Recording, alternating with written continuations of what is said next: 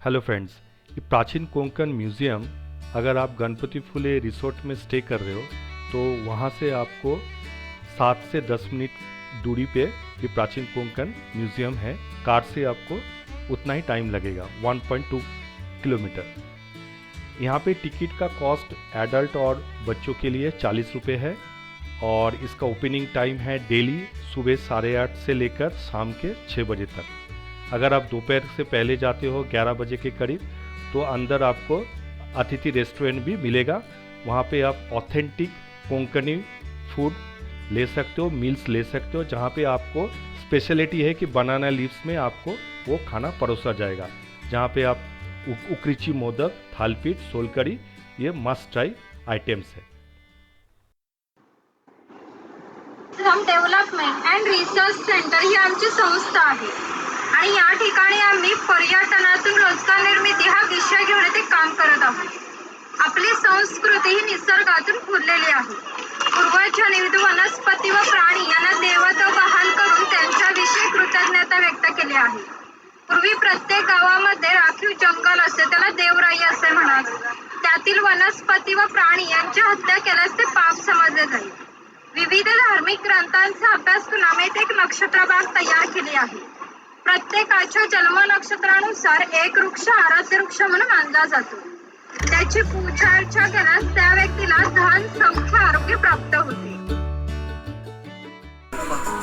कविता कवी माधव यांनी 100 वर्षापूर्वी लिहिली। चिपळूण येथे झालेल्या पहिल्या कोकण मराठी साहित्य संमेलनामध्ये या कवितेला कोकणची प्रातिनिधिक कविता म्हणून स्वीकारण्यात आली। हजारो वर्षापूर्वी भगवान परशुराम होऊन गेले। त्यांनी संपूर्ण पृथ्वी जिंकून घेतली आणि जिंकून घेतलेली पृथ्वी दान केली। दान केलेली कोणतीही गोष्ट आपण स्वतःसाठी वापरत नाही, परंतु त्यांना राहण्यासाठी भूमी आवश्यक होती। आपण ज्या ठिकाणी उभे आहोत त्या ठिकाणी हजारो वर्षापूर्वी समुद्र होता।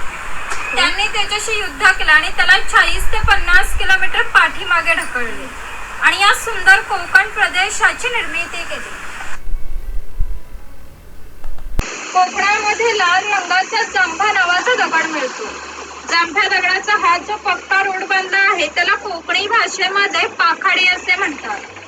ही पाखाडी सुमारे 400 वर्षापूर्वी बांधली गेली। त्यावेळी ती गणपतीच्या देवळापर्यंत होती, काळाच्या ओघात नष्ट झाली। आज ती फक्त आपल्या प्राचीन कोकणमध्ये शिल्लक राहिली पाहायला मिळते। पूर्वी सामान्यपणे अशा पाखाड्या ग्रामदेवतेकडे जाण्यासाठी बांधल्या जात असत। आपण सुद्धा या पाखाडीने प्राचीन कोकण मधील ग्रामदेवतेकडे जाणार आहोत। इकडे गाव शिकार दाखवली आहे।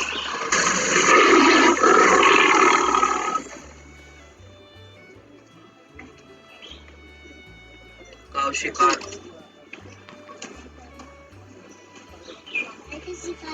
फळ आहे चिरफळाची फळे ही जंतुनाशक असतात, म्हणून त्यांचा उपयोग शेतकरी धान्य साठवण्यासाठी करतात। तसेच त्यांचा उपयोग गरम मसाल्यासारख्या पदार्थांमध्ये सुद्धा केला जातो।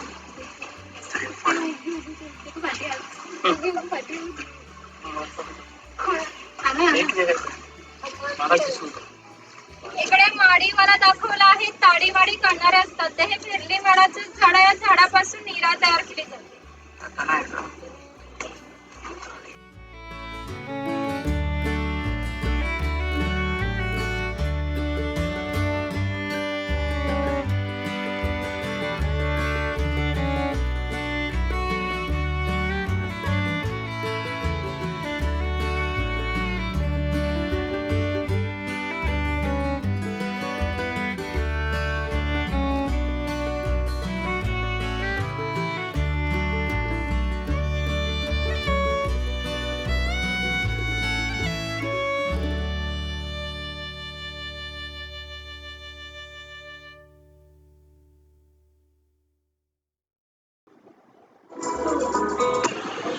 हे ग्रामदेवतेचं मंदिर आहे। पूर्वी धार्मिक संस्था गाव नियंत्रित करत असत।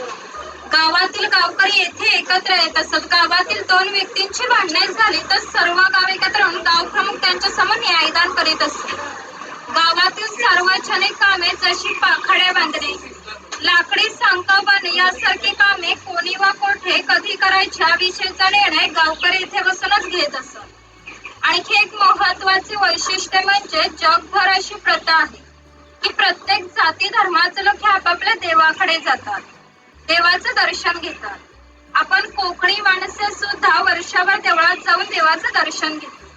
पण जेव्हा आपल्याकडे शिमग्याचा सण असतो तेव्हा ही देवी या पालखीमध्ये बसून प्रत्येकाच्या घरोघरी नेली जाते. म्हणजेच कोकणी माणूस आणि देव यांचं नातं इतकं जवळच आहे की आपल्या एकमेकांकडे जाणे नसतं.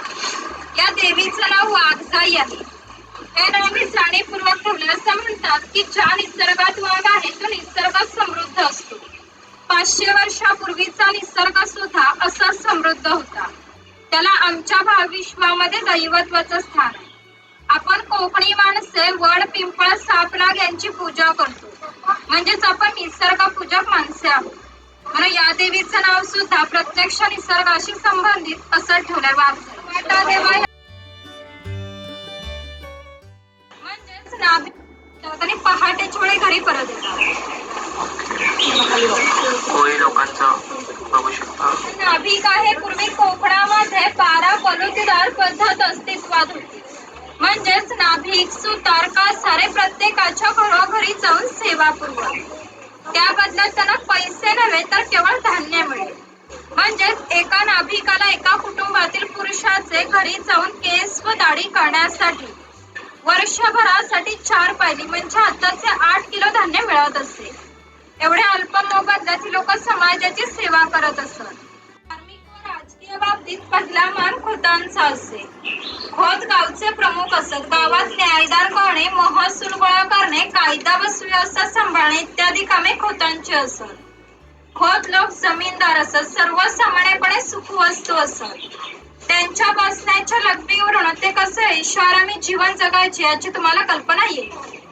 ही खोतांची बायको आहे. कोकणी स्त्रिया सुंदर होत्या आणि शूर होत्या, परंतु त्यांना स्वातंत्र्य नव्हते. माझघराचं उंबरठा ही त्यांच्यासाठी मर्यादा होती.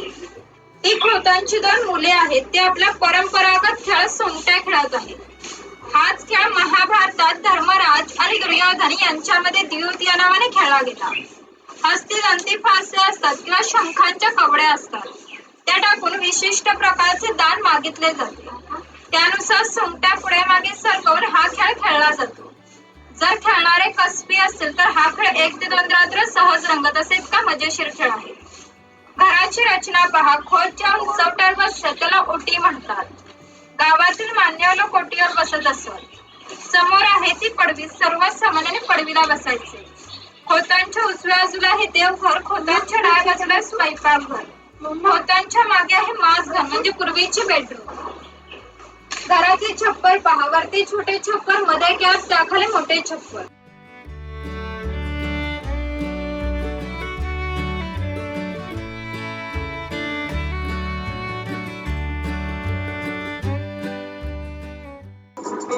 घर आणि याच्या अपुऱ्या कपड्यांवर जाऊ नका. हा आमच्या गावातील एक महत्वाचा उत्पादक घटक होता. हा एकमेव धान्याचे उत्पादन करीत असे. 12 पलुतेदार खोत व राजांना धान्य पुरवण्याचे महत्वाचे काम तो करीत असे. म्हणजेच ग्रामीण अर्थव्यवस्थेचा पायाभूत घटक हा आमचा शेतकरी होता. पूर्वी त्याचं घर जसं असायचं अगदी तसंच घर आम्ही या ठिकाणी उभारलं आहे. ती जी चूल दिसते तिला कोकणी भाषेमध्ये पिरस असे म्हणतात. पूर्वी ती सतत पेटी ठेवली जायची, कारण पूर्वी लायटर किंवा माचीस नव्हत्या. ज्या शेतकऱ्याच्या बायकोला स्वयंपाक करायचा असत तेव्हा तिथले 2-3 निखारी घेऊन स्वयंपाक घरातील चूल पेटवीत असे. जर हा विस्तवित तर घरातून गारगोट्या ठेवल्या जात असत. ते एकमेकांना घासून विस्तव करावा लागत असे. ही खोईने आईचा वापर मासे पकडण्यासाठी केला जात असे. पाठीमागे वेलीने बांधून ती पाण्यात ठेवली जाते. हिची अंतर्गत रचना अशा पद्धतीची आहे की आत गेलेला मासा कधीही बाहेर पडू शकत नाही. ती शेणाने सारवलेली टोपली आहे. तिला कोकणी भाषेमध्ये कणगी असे म्हणतात. तिचा वापर धान्य साठवण्यासाठी केला जात असेल. कोकणी शेतकरी भात, नाचणी, हरिकवरी यासारखी धान्य पिकवीत असे. या कणगीमध्ये ठेवून वरती शिरफळाची फळे पसरवून त्यावर झाकण लावून हे सर्व बाहेरून शेणामध्ये लिंपून घेतले जाते. कुंभार आहे. गावातील मातीशी संबंधित सर्व कामे हा कुंभार करीत असे. गणपतीचे दिवस झाले की लाल मातीचे गणपती तयार करून देणे, उन्हाळा आला की मातीची मडकी तयार करून देणे, दिवाळीच्या वेळेला पणत्या तयार करून त्या प्रत्येकाच्या घरोघरी नेऊन पोहोचवण्याचे काम कुंभार करीत असते। एखाद्याचे घर बांधायचं असेल तर त्या घरी जाऊन मातीची कवल्या तयार करून देत असते। हे सफेद रंगाचे मडके आहे ते माडी काढण्याचे मडके आहे।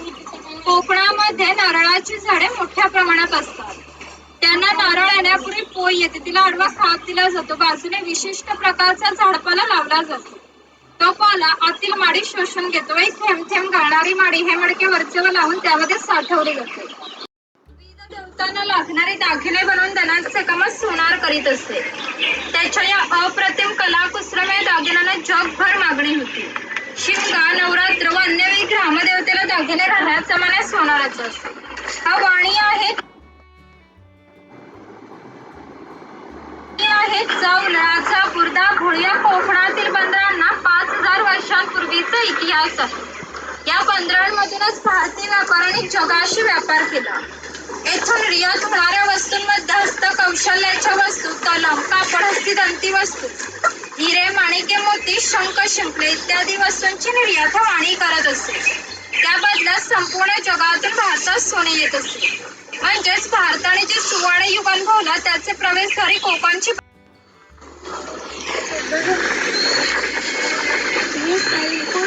बलुतेदार दाखवताना जे अधिक कौशल्यवान आहे ते या ठिकाणी आम्ही दाखवले आहे। त्यापैकी हा सुतार आहे। सुताराचे खरे काम शेतकऱ्याला लागणारी लाकडी अवजारे बनवून देणे।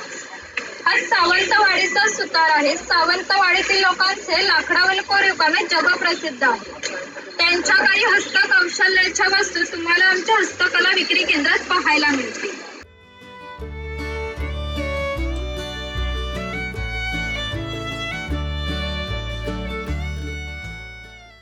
हा लोहार आहे। ज्याप्रमाणे शेतकऱ्याला लागणारी लाकडी अवजारे बनवून देण्याचे काम सुतार करीत असते, त्याचप्रमाणे शेतकऱ्याला लागणारे लोखंडी अवजारे बनवून देण्याचे काम लोहार करीत असते।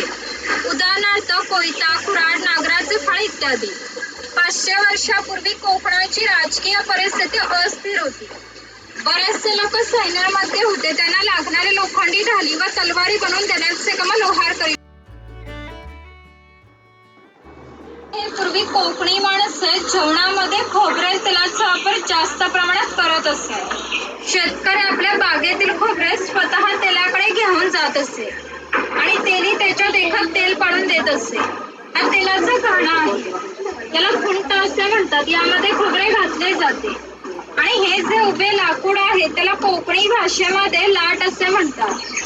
ही लाट या आडव्या लाकडाला अशा तऱ्हेने बांधली जाते की जेणेकरून उभी राहते। या ठिकाणी जोखडाला बैल बांधला जातो आणि या आडव्या लाकडावर दगड ठेवून तिने स्वतः यावर बसतो आणि हे सर्व सण घेऊन बैल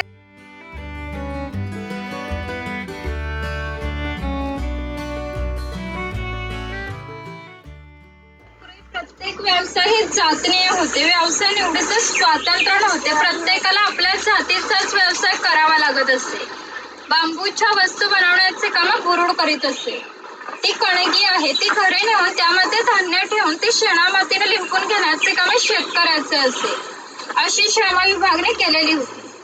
हे सूप आहे, ही फुलांची परडी आहे, ही रोवळे हिचा वापर धान्य धुण्यासाठी किंवा आजही धार्मिक कार्यात केला जातो। जेव्हा आपल्याकडे शुभ कार्य असते तेव्हा घरातील कुमारिका किंवा सौभाग्यवती स्त्रिया या रोवळीमध्ये दिवा ठेवून हातात घेऊन उभ्या असतात। शुभ कार्य पार पडण्यापूर्वी जर हा दिवा विझला तर अशुभ मानले जाते। अजूनही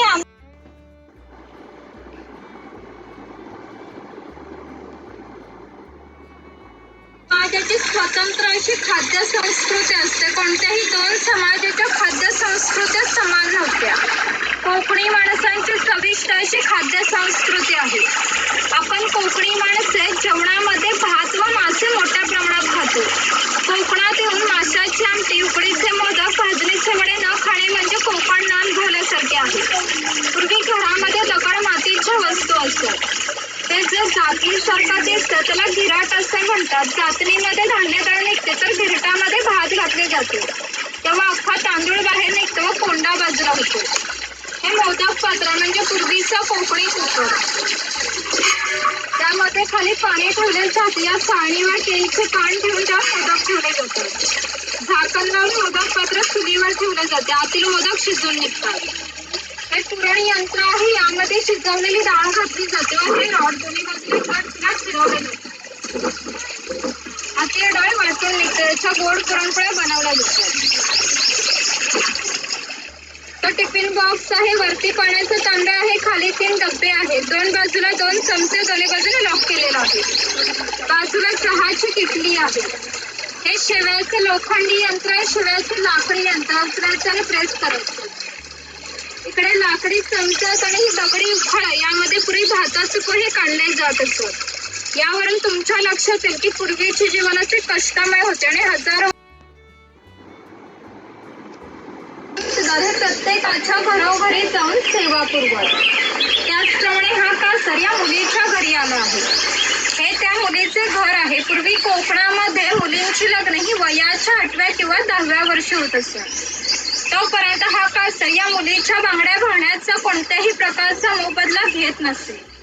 ज्यावेळी या मुलीचे लग्न होईल तेव्हा मुलीचे वडील या कासरला एक छोटासा सोन्याचा दागिना देत असत. या व्यतिरिक्त कोणत्याही प्रकारचा मोबदला लोकांना मिळत नसे. म्हणजेच हा कासर या मुलीला 8 ते 10 वर्ष क्रेडिट देत असे. म्हणजेच पूर्वीची समाज रचना ही एकमेकांच्या विश्वासावर आधारलेली होती.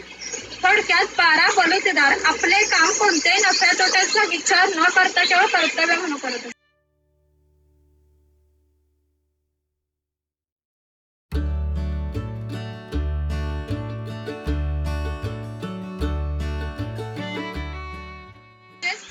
समाज रचना ही एकमेकांच्या विश्वासावर आधारलेली होती. थोडक्यात 12 बलुतेदार आपले काम कोणत्याही नफ्या तोट्याचा विचार न करता केवळ कर्तव्य म्हणून करत असत.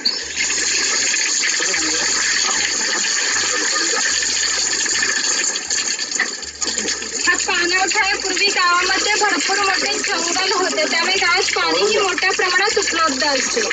गावात ज्या ठिकाणी उन्हाळ्यात बारमाही पाणी असते तिथे घरामधून प्रत्येकाच्या घरोघरी पाणी पाटाने दिले जात असते. या पाण्यावरती आमच्या नाडी पोकळीच्या बागा उन्हाळी भात शेती होत असते. हा चर्मकार आहे. चमड्याच्या वस्तू बनवून देण्याचे काम चर्मकार करीत असते. आणि याच्या जोडीला आणखी एक प्रसंग सांगतो जो 500 वर्षापूर्वी घडला. इथून 80 किलोमीटर अंतरावर मार्लेश्वर नावाचं देवस्थान आहे. एका पर्वतात एक मोठी गुहा आहे. त्या गुहेमध्ये शंकराची पिंडी आहे.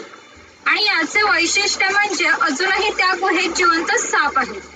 पूर्वी मार्लेश्वर देव एका गावामध्ये राहत होते.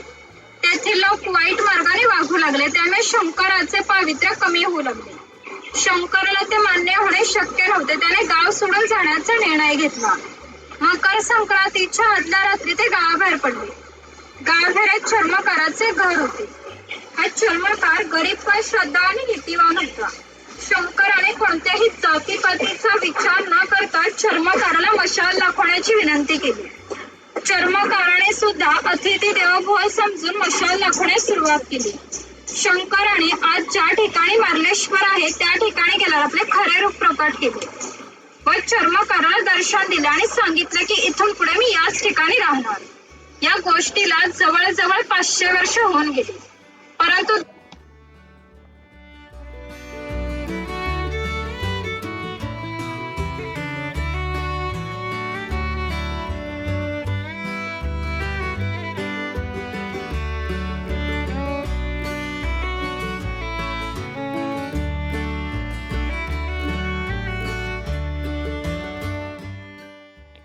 कोकण में जो मालेश्वर मंदिर है उसका प्रतिकृति यहाँ पे बना है.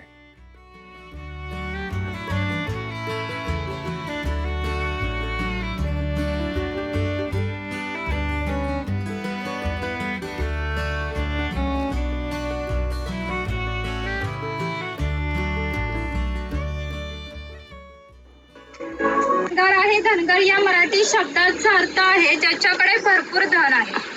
पूर्वी हा धनगर समाज इतक्या दुर्गम ठिकाणी राहत असे की तिथून त्यांचा पहिला बस स्टॉप देखील 10 ते 12 किलोमीटर अंतरावर असतो.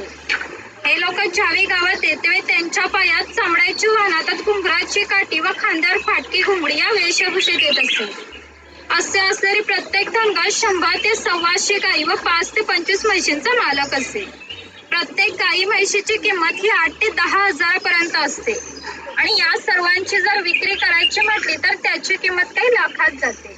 इतक्या धनसंपत्तीचा मालक हा धनगर होता. कोकणी लोकांचे राहणीमान साधे असताना यांची राहणी सुद्धा अशीच साधी.